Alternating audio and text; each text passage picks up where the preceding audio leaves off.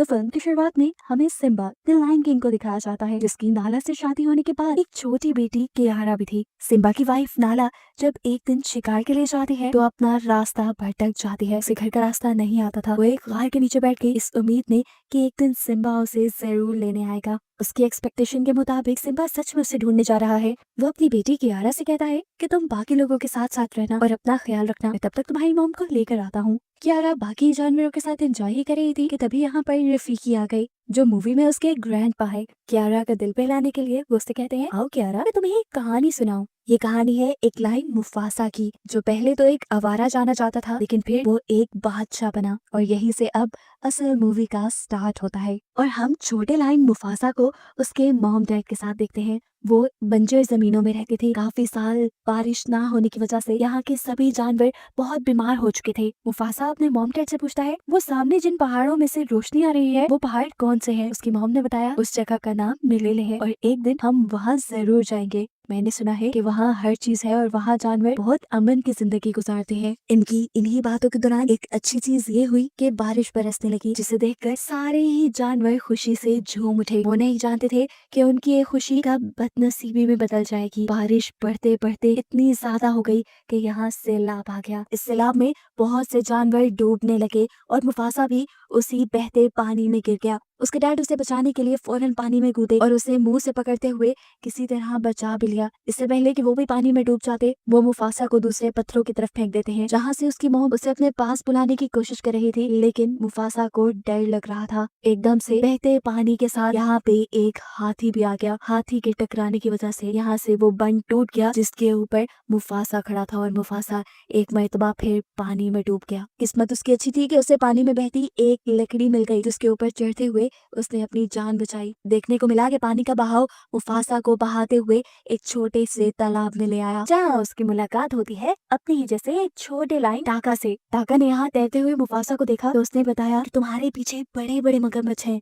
ये सुनकर मुफासा घबरा गया और वो तैरते हुए किनारे तक आया, जहाँ से टाका उसकी मदद करता है उसे तालाब से बाहर निकालने में। लेकिन अब ऐसा लग रहा था कि देर हो चुकी है। वो मगरमच्छ बिल्कुल उनके करीब थे, लेकिन ठीक वक्त पे यहाँ टाका की मॉम ने आकर उन मगरमच्छों पे गुरा कर उन्हें यहाँ से भगा दिया और ये दोनों बच गए। अब टाका मॉम से कहता है, मॉम हम मुफासा को क्या अपने घर ले चले? लेकिन उसकी मॉम मना कर देती है, क्योंकि उनके ग्रुप का एक रूल था, वो किसी भी आवारा को अपने साथ नहीं रखते थे। तब मुफासा बोला, नहीं मैं आवारा नहीं हूँ, मेरे डैड अपने एरिया के किंग हैं। लेकिन अब वहाँ सैलाब आ गया है और उसी सैलाब में बहते हुए मैं अपने मॉम डैड से दूर आ गया हूँ। उसकी ये दुखी कहानी सुनकर टाका की मॉम भी इमोशनल हो गई और उसे लेकर अपने घर आ गई, जहाँ पर टाका के डैड भी थे, लेकिन वो मुफासा को देखकर और ज्यादा गुस्सा हो गए। गुस्से में उन्होंने भी टाका की मॉम से वही कहा जो टाका की मॉम ने कहा था कि हम आवारा को अपने ग्रुप में नहीं रखते। इधर दोबारा मुफासा बोला, मैं आवारा नहीं हूँ, मैं जानता हूँ मेरे मॉम डैड मुझे ढूंढते हुए एक दिन यहाँ जरूर आ जाएंगे और वैसे भी मैं बहुत टैलेंटेड हूँ, मैं इतना तेज भाग सकता हूँ कि आपको भी रेस में हरा दूं। ये सुनकर किंग बोले,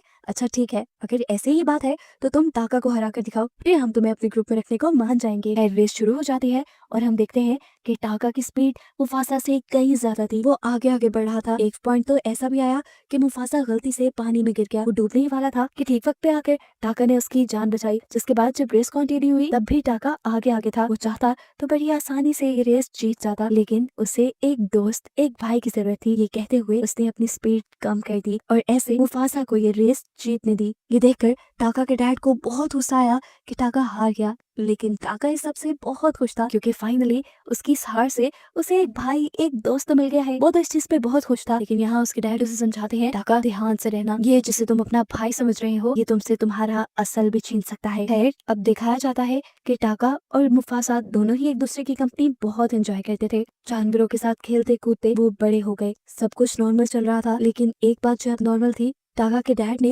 मुफासा को कभी अपने ग्रुप का मेंबर नहीं समझा था। वो उसे आज तक आवारा ही समझते थे। एक दिन देखने को मिला कि मुफासा अपनी मॉम के साथ, यानी टाका की मॉम के साथ शिकार पे गया था। टाका चुपके से पीछे खड़ा हुआ था। ये लोग इससे पहले कि हिरन का शिकार करते, इनके सामने एक बहुत बड़ा खतरा आ गया। इनके सामने आ गए सफेद शेर, जो इनसे कहीं ज्यादा ताकतवर होते हैं। इन्हें देखकर टाका चुप गया और ये चीज उसके मॉम ने भी नोटिस की। और जब वो सफेद शेर इनके इलाके की हिरणों पे वार करने लगे तो तब टाका की मॉम उनके सामने आ गई। इन दोनों के दरमियान में लड़ाई हो गई और अपनी मॉम को बचाने के लिए मुफासा उन सफेद शेरों से लड़ने लग गया। वो अकेला ही इन दोनों पर भारी पड़ा था, यहाँ तक कि उसने तो एक शेर को पकड़कर मार भी डाला। अपने साथी के मरने से दूसरा सफेद शेर कमजोर हो गया और यहाँ से चला गया, जिसके बाद मुफासा अपनी मॉम को लेकर वापस यहाँ आया। यहाँ आकर टाका और मुफासा की मॉम अपने लायन किंग को बताती है कि अगर मुफासा ना होता तो आज मेरी जान ना बचती। मुफासा अपने ताकतवर शेरों के साथ अकेले लड़ा और उसने मेरी जान बचा ली। इस मर्तबा वो पहली बार थी जब किंग ने मुफासा को अच्छे तरीके से बुलाया और कहा कि मैं तुम्हारा एहसानमंद रहूंगा हमेशा, तुमने मेरी वाइफ की जान जो बचाई है। अभी उसने यही बोला कि मुफासा कहने लगा, मुझे हवाओं का रुख बता रहा है कि वो शेर हमसे बदला लेने आ रहे हैं। अगर आप चाहें तो किसी खबरी को वहाँ भेजकर उनकी खबर ले सकते हैं। बादशाह के कहने पर उनका एक खबरी जब सफेद शेरों के झुंड के पास गया तो वहाँ देखने को मिला मुफासा ने जिस शेर को मारा था वो वहाँ के बादशाह का बेटा था और अब बादशाह के अंदर बदले की आग भड़क चुकी थी। मुफासा को तो वो बाद में आकर मारती। जब उन्हें ये पता चला कि दूसरा शेर उनके बेटे को वहाँ अकेला मरने के लिए छोड़ाया था तो उन्होंने सबसे पहले मिलकर उसी शेर को मार डाला और इस चीज से मुफासा के ग्रुप के शेर को ये बात पता चली कि वो लोग बहुत ही बेरहम और ताकतवर हैं। साथ ही वो अब अपना बदला लेने के लिए भी इनके पास आएंगे। अब मुफासा के ग्रुप का खबरी शेर वापस आया और उसने बादशाह को बताया कि वो शेर बहुत बेरहम बहुत ताकतवर है, हम लोग उनका मुकाबला नहीं कर पाएंगे, हमारे 2 शेरों के बराबर है उनका 1 शेर और वो लोग बहुत तेज भागते हैं, जल्द ही अपना बदला लेने के लिए वो यहाँ पहुँच भी जाएंगे। ये सुनकर बादशाह बहुत ज्यादा डर गए और उन्होंने टाका से कहा, अगर तुम्हें अगला बादशाह बनना है तो तुम्हें यहाँ से भागना पड़ेगा, नहीं तो यहाँ कुछ नहीं बचेगा और हमारा नामो निशान सब भूल जाएंगे। सुबह का सूरज निकलते ही टाके की मॉम टाका और मुफासा से कहती है, देखो पहाड़ों के दरमियान वहाँ जहाँ से रोशनी आ रही है उस जगह का नाम है मलेले, तुम्हें वहाँ जाना है और तब तक वहाँ रहना है जब तक यहाँ का खतरा टल ना जाए, ताकि ठीक वक्त आने पर तुम अपनी सल्तनत दोबारा संभाल सको। टाका और मुफासा तो यहाँ से निकल गए, लेकिन इतने में ही पीछे उन सफेद शेरों का पूरा झुंड भी आ गया और उनके बादशाह ने आकर टाका के डैड से पूछा, बताओ कौन है जिसने मेरे बेटे को मारा था। टाका के डैड ने ऐसी एक्टिंग की कि जैसे वो तो जानते ही ना हो कि क्या हुआ है। इस चीज ने सफेद शेरों के बादशाह को गुस्सा दिलवा दिया। यही उसके बाकी शेर जो यहाँ की तलाशी ले रहे थे उसे पता चल गया कि 2 शेर यहाँ से भागे भी हैं। वो उनका पीछा करने लगे। उनकी स्पीड इतनी तेज थी कि जल्द ही वो टाका और मुफासा के करीब पहुंच गए। उन्हें करीब देखते हुए मुफासा ने टाका से बोला, टाका हमें यहाँ रुक कर लड़ना चाहिए, भागना बहादुरी नहीं है। लेकिन वो ज्यादा थे और मुफासा और टाका 2, इसीलिए टाका ने कहा कि हमें भाग जाना चाहिए। इनकी इन्हीं बातों के दौरान वो सफेद शेर बिल्कुल इनके पास भी आ गए और इनसे आके उन्होंने सवाल किया, बताओ किसने मारा था हमारे नवाब को। उन्हें देखते ही मुफासा ने बिना डरे उन्हें कहा, मैं था जिसने मारा। लेकिन उन्होंने मुफासा की बात पे यकीन नहीं किया क्योंकि वो टाका को सूंघ चुके थे। टाका के खून से बादशाह के खून की स्मेल आ रही थी और उन्हें लगा कि टाका ने ही जरूर उनके नवाब को मारा होगा। हालांकि मुफासा कहता भी रहा कि नहीं, टाका को छोड़ दो, सब गलती मेरी है। लेकिन वो अब टाका के पीछे पड़ चुके थे। ऐसे में टाका मुफासा को लेकर भागा और पहाड़ी के आखिरी किनारे पे आ गया जिसके नीचे अब पानी ही पानी था। इससे पहले कि ये सफेद शेर उन्हें पकड़ते या कुछ करते, टाका मुफासा को लेकर पानी में जंप कर देता है। पानी का बहाव इन्हें एक मैदान तक ले आया। पानी से तो अब टाका और मुफासा बाहर निकल आए, लेकिन रात होने पे उन्हें बहुत ज्यादा भूख लग चुकी थी। ये लोग खाने की तलाश में घूम रहे थे। तभी उन्हें जंगलों में से किसी की स्मेल आई। उनको लगा कि ये उन्हीं जैसा कोई शेर है। पास जाने पे पता चला कि ये एक शेरनी थी जिसका नाम था सराबी, जो इन्हें देखकर सुख का सांस लेती है और इन्हें बताती है कि हर जगह उन सफेद शेरों का डर बैठा हुआ है। उन्होंने मेरे भी पूरे ग्रुप को मार डाला और बस मैं ही जिंदा बची हूँ। यहाँ पर हम शाजू नाम के एक छोटे से बर्ड को भी देखते हैं जो सराबी का था। सराबी के लिए ये बर्ड जासूसी का काम करता है और सफेद शेरों के आने से पहले ही उसे छुपने का कहता है। एक तरह का उसका बॉडीगार्ड है। हमें पता चला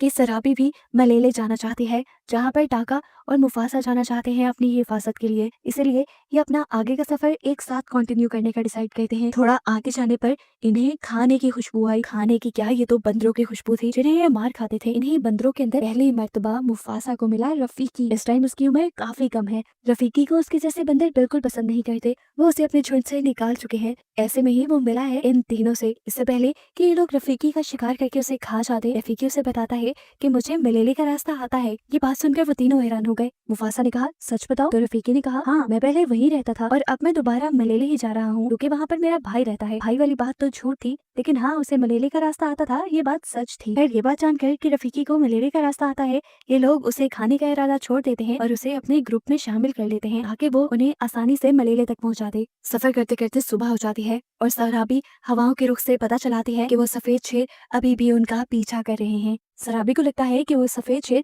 इनकी नस्ल को खत्म करना चाहते हैं। सराबी इन्हें यहाँ पे रेस्ट करने से मना करती है और ये लोग सफर कंटिन्यू रखते हैं। रास्ते में टाका मुफासा को बताता है कि मुझे सराबी अच्छी लगने लगी है और मुफासा यहाँ पर उसे इम्प्रेस करने के तरीके बताता है। मुफासा उसे कहता है कि मुझे सराबी के जिस्म से गुलाब के फूलों की खुशबू आ रही थी, तुम जाओ ये बात उसे बताओ। लड़कियों को ये बातें बहुत पसंद आती हैं। उसके कहने के मुताबिक टाका ने ऐसा ही किया और वाकई ये बात सुनकर सराबी टाका से इम्प्रेस भी हो गई। खैर यहीं पर इनके सामने हाथियों का झुंड भी आ चुका था और अब बहुत सारे सफेद शेर भी इनके बहुत करीब आ चुके थे। असल में सफेद शेर इनके इतने करीब इसलिए आ गए थे क्योंकि वो बड़ी बड़ी छलांगे लगा सकते थे और उन्होंने पहाड़ी इलाका छलांगे लगा लगा के पार कर लिया था, जिसे ये लोग नीचे से पार करते हुए आए थे। अब इन सफेद शेरों से बचने के लिए इन्हें कुछ तो जुगाड़ करना था। शराबी जल्दी से एक पेड़ के ऊपर चढ़ जाती है और वहां पे लगा मधुमक्खियों का छत्ता फाड़ देती है, जिससे हर जगह मक्खियां ही मक्खियां हो गई। इन मक्खियों ने हाथियों को तड़पा दिया और हाथी जब बेहंगम इधर उधर भागे तो सफेद शेर उन हाथियों के दरमियान उलझ गए। ऐसे लोग सफेद शेरों से तो बच जाते हैं, लेकिन देखने को मिला सराबी जो दरख्त के ऊपर चढ़ी थी वो वापस उतर नहीं पाई। वो एक टहनी से लटकी हुई थी और अचानक टहनी के टूटने पे वो नीचे हाथियों के झुंड में ही गिर गई। इससे पहले कि हाथी कोई उसके ऊपर पाँव रख देता और वो मर जाती, मुफासा उसकी जान बचाने के लिए पास आया। वो उसे साइड पे करते हुए उसके ऊपर खुद खड़ा हो जाता है और इस तरह उसकी जान बचाता है।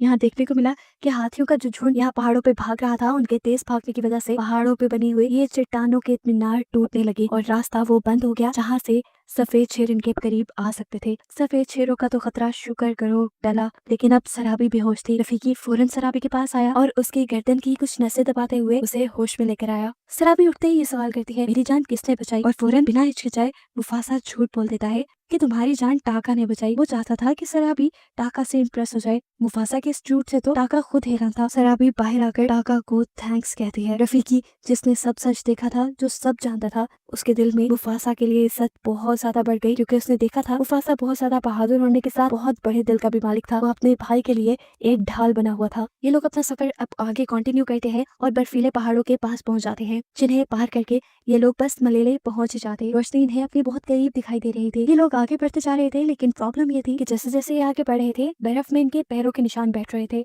ऐसे में सफेद शेर कभी भी उन्हें देख लेते। तब मुफासा सराबी के बर्ड शाजू से रिक्वेस्ट करता है कि तुम जाकर हमारे पाँव के नीचे की बर्फ को हटाते रहो ताकि वहाँ से सारे निशान मिट जाएं। मुफासा का ये आइडिया बहुत अच्छे से काम कर रहा था। जब सफेद शेर यहाँ पहुंचे तो उन्हें यहाँ पर पैरों के कोई निशान नहीं दिखाई दिए और वो कंफ्यूज हो गई अब वो उन शेरों को पकड़ने के लिए किस डायरेक्शन में जाएं। मुफासा की इस आइडिया से तो सराबी भी इम्प्रेस हो गई थी। इसके अलावा भी मुफासा यहाँ पे कई ऐसे फैसले लेता है और ऐसे बहादुरी के काम करता है जिससे सराबी को ये बात पता चल जाती है कि मुफासा ही वो था जिसने अपनी जान पे खेलकर सराबी की जान बचाई थी। उसकी ज़हीन बातों से अब सराबी ने ये भी अंदाजा लगा लिया था कि उसकी जिस्म से आती फूलों की खुशबू को टाका ने नहीं बल्कि मुफासा ने महसूस किया था। इसलिए अब वो मुफासा की तरफ अट्रैक्ट होने लगी और ये चीज महसूस करते हुए मुफासा उसे ये यकीन दिलाने की कोशिश करता रहा कि नहीं, ये सब काम करने वाला कोई और नहीं बल्कि टाका था। उनकी ये बहस चलती रही। सराबी चाहती थी कि मुफासा कन्फेस करे ये सारे काम उसने किए हैं। उनको ऐसे करीब देखकर टाका जेलस होने लगा और टाका को लगा कि मुफासा उसके साथ गद्दारी कर रहा है। उसे अब अपने डैड की वो बात याद आने लगी जब उन्होंने कहा था कि एक दिन आएगा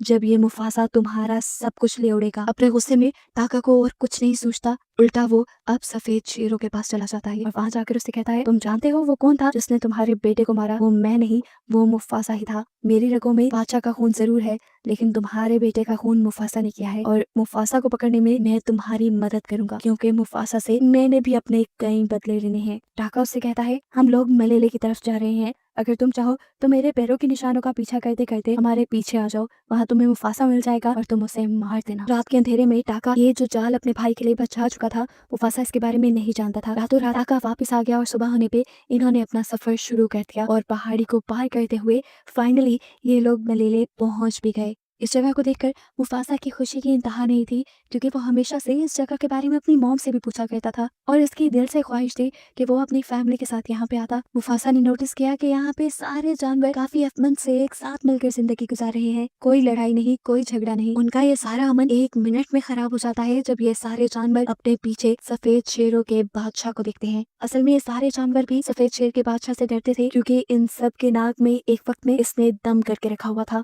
मुफासा हैरान परेशान था कि आखिर सफेद शेर उसके पीछे आए कैसे। वो तो अपने निशान मिटाते चले गए थे। वो इस बात से बिल्कुल अनजान था कि इस सब के पीछे उसका अपना भाई टाका ही है। यहाँ ये अब शेर बिना वक्त ज़ाया किए मुफासा के ऊपर हमला कर देता है। वो मुफासा से लड़ ही रहा था कि मुफासा ने पहली मर्तबा तो उसे धक्का देके दूर कर दिया और तब उसके सामने आया टाका और उसे सच्चाई बताई कि ये सब टाका का किया धरा है। सफेद शेर को मुफासा तक लाने वाला और कोई नहीं बल्कि टाका ही है। ये सुनकर अब मुफासा का दिल टूट गया और इसी सब में दोबारा उस सफेद शेर ने उसे उठाकर वहां पहाड़ी से नीचे फेंक दिया। ये मुफासा के लिए अच्छा ही हुआ था। मुफासा जल्दी से एक छोटी सी पहाड़ी के ऊपर चढ़ा और उसने यहाँ सारे जानवरों से कहा कि अगर तुम आज मेरी मदद नहीं करोगे तो देख लेना ये सफेद शेर एक दिन तुम्हारे बच्चों को खा जाएंगे। अभी भी वक्त है, तुम सब कमजोर नहीं हो। अगर तुम सब मिल जाओ तो उस सफेद शेर का मुकाबला मेरे साथ मिलकर कर सकते हो। ये सुनकर सभी जानवरों के अंदर हिम्मत पैदा होती है और वो भी अपने आप को ताकतवर जानकर अपना एक ग्रुप बना लेते हैं और मुफासा के साथ मिलकर सफेद शेर से अपना बदला लेने की ठान लेते हैं। अब जैसे ही वो सफेद शेर इनके पास आए, सारे जानवरों ने मिलकर उन सफेद शेरों के ऊपर हमला कर दिया। इधर जो शेरनियां थी उन्होंने मुफासा के ऊपर हमला कर दिया और उसे उठाकर एक पहाड़ी से नीचे फेंक दिया, जहाँ पे गिरने की वजह से मुफासा काफी जख्मी हो चुका था। उसको जख्मी हालत में देखकर इस सफेद शेरों के बादशाह को बहुत अच्छा लगा और अब वो मुफासा को खत्म करने के लिए उसके करीब भी आ गया। जाहिर सी बात थी, मुफासा जख्मी भी था और सफेद शेर ज्यादा ताकतवर भी थे, तो मुफासा उस शेर का मुकाबला करने के काबिल तो बिल्कुल नहीं था। बार बार मार खाता देखकर ऊपर से टाका को भी मुफासा के ऊपर रहम आ जाता है। उसे अपने पुराने भाई और अपनी दोस्ती याद आ जाती है, इसीलिए वो मुफासा को बचाने के लिए अब इस कड़े में कूद जाता है। इस टाइम टाका ने आकर सफेद शेर से कहा, तुम उसे छोड़ दो, उसे जाने दो। लेकिन अब सफेद शेर बिल्कुल भी रहम के मूड में नहीं था। वो तो अब बदला ले ही रहा था। उसने जब दोबारा बदला लेने के लिए मुफासा पे हमला किया तो अब सामने टाका आ गया और टाका भी उसके हमले से जख्मी हो गया। इस शेर से लड़ने के लिए अब मुफासा और टाका को एक साथ मिलकर लड़ना था। ये बात वो समझ गए। उनकी इसी लड़ाई के दौरान ऊपर हमें दिखाया जाता है कि पहाड़ों में बहुत बुरा जलजला आ चुका था, जिसकी वजह से पहाड़ शदीद हिलने लगे और ऊपर से पहाड़ों की सतह टूट गई। जहाँ पर मुफासा, टाका और वो सफेद शेर लड़ाई कर रहे थे, वो जगह भी टूट गई और ये लोग जाकर नीचे पहाड़ों के पानी में गिरे। मुफासा ने ऊपर से देखा कि इनके गिरने के बाद एक बहुत बड़ा पत्थर भी इनकी तरफ आ रहा था। उससे बचते हुए वो खुद साइड पे हो गया और उसने सफेद शेर को पत्थर के नीचे धक्का दे दिया। कुछ ही सेकंड में ये पत्थर उस सफेद शेर के ऊपर गिरकर आखिर ये सफेद शेर खत्म हो जाता है। यानी साफ था कि मुफासा और टाका ने अपनी बहादुरी से उस सफेद शेर को हरा दिया था। अब ये देखकर कि हमारा बादशाह मर गया है, बाकी सारे सफेद शेर और शेरनियां डरकर यहाँ से भाग जाती हैं। मुफासा की ये बहादुरी देखकर मलेले के सभी लोग मुफासा को यहाँ का नया बादशाह बना देते हैं। ये जानकर वो बहुत खुश हुआ था। हर जगह मुफासा के ही चर्चे थे और मुफासा का नाम सुनकर अब मुफासा से मिलने के लिए कोई आया। ये मुफासा की मॉम थी, जो इतने बड़े हुए मुफासा को पहचान तो नहीं पाई, लेकिन उसके नाम से उन्होंने उसे पहचान लिया। ये दोनों यहाँ मिलके बहुत खुश हुए और इमोशनल भी, क्योंकि यहाँ मुफासा को पता चला था कि उसके डैड मारे गए हैं। अपनी मॉम से मिलने के बाद यहाँ पर अब टाका आया। टाका मुफासा से जब माफी मांग रहा था तो सभी जानवरों ने ये नारा लगाना शुरू कर दिया कि इसे माफ मत करो, ये गद्दार है। यही सफेद शेरों को यहाँ लेके आया था, ये आवारा हमारे दरमियान में नहीं रह सकता। ये सुनकर मुफासा ने सबको डांटा और बोला, ये मेरा हुक्म है कि टाका यही रहेगा, जब तक मेरी हुकूमत है मेरा भाई टाका मेरे साथ रहेगा। मुफासा की अच्छाई देखकर टाका को अपने अंदर और ज्यादा गिल्ट महसूस होने लगा और उसने मुफासा से कहा, आइंदा कभी मुझे याद नहीं करना। ये कहकर वो वहाँ से चला गया गुमनाम पहाड़ों में। और मुफासा की ये कहानी यही खत्म हो जाती है, जो कि रफीकी कियारा को सुना रहा था। कहानी के खत्म होते ही हमने देखा कि कियारा के डैड उसकी मॉम को भी यहाँ ले आए थे। यहाँ पे कियारा को पता चला कि अब कियारा का एक भाई भी है, जिसे देखकर वो बहुत ज्यादा खुश हुई। और बस इन सबको एक साथ खुश दिखाते हुए ये कहानी यहाँ खत्म हो जाती है।